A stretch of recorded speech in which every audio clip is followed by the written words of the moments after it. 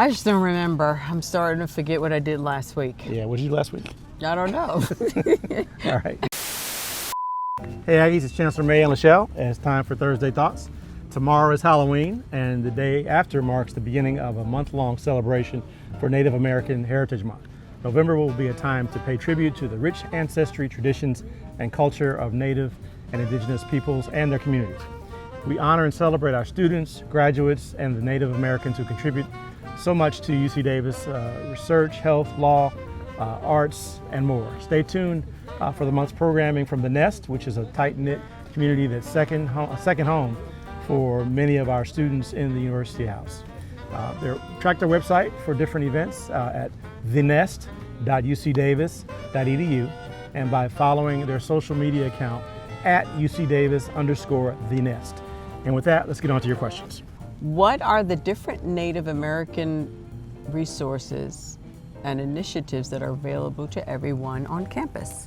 Well, there are many resources and initiatives. For instance, the Native American Indigenous Advisory Committee is chaired by students and advises on elevating Native American and Indigenous voices and concerns on campus. And for academics, Hard Hall is home to the Native American Studies Department, which supports master's and PhD students. There's also the Native American Faculty and Staff Association. It's an employee resource group that promotes cross-campus dialogue, educational programs that uplift Indigenous voices and knowledge systems. Registered student organizations within the Center for Student Involvement are open to join too. So I encourage everyone to celebrate the contributions of these communities and reflect on their impact. You can even start with the arts on campus by visiting the Gorman Museum of Native American Art, which we like a lot. That's right. All right, my turn. My son graduated from UC Davis a few years ago, congratulations, and got his dream job, double congratulations. What's a dream job you had as a child?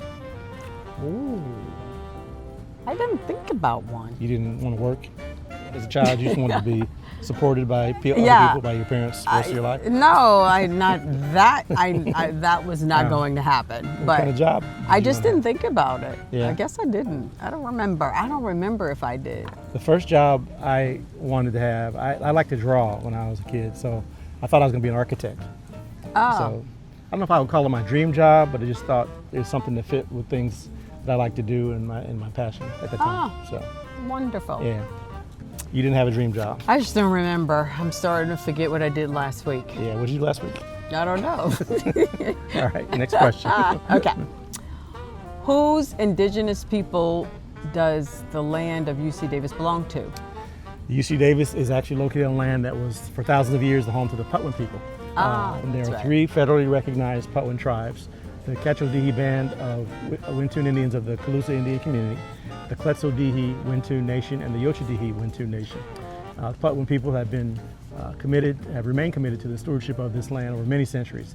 It's been cherished and protected as elders have instructed young through generations, and we are honored and grateful to be here today on their traditional lands. I love that. Yeah. That's amazing. And your enunciation of them all sounded pretty good. I've practiced this many times.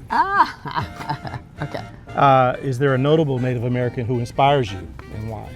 Oh, that's a good question. I don't have, I'm 0 for 2 today. Do you have one? Yeah, when I was a kid, I liked sports. So Jim Thorpe was always a hero when I was a kid because he was like the world's greatest athlete at that time. You know, he was in the Olympics. He played football, basketball, baseball, not basketball, football and baseball. There's a famous picture of Jim Thorpe running track, but he has 2 different shoes on because he was poor and he couldn't afford the right track shoes. So he borrowed somebody's shoes or something, and he had 2 different running shoes on, and he had still won that race. So I thought that was awesome. So Jim Thorpe is one of my favorite Native American figures. So yeah. Well, but this brings out a point. I think for me, it's not taught enough in academics. Absolutely. Like I don't remember being taught notable contributions by Native. Yeah, and there's people. so many. Yeah. So me not thinking it through is probably because I wasn't exposed to them. Yeah, that points out a gap in our educational process. I think that was the last question for this week. So until next week, Aggies, stay healthy, stay safe. Go Aggies.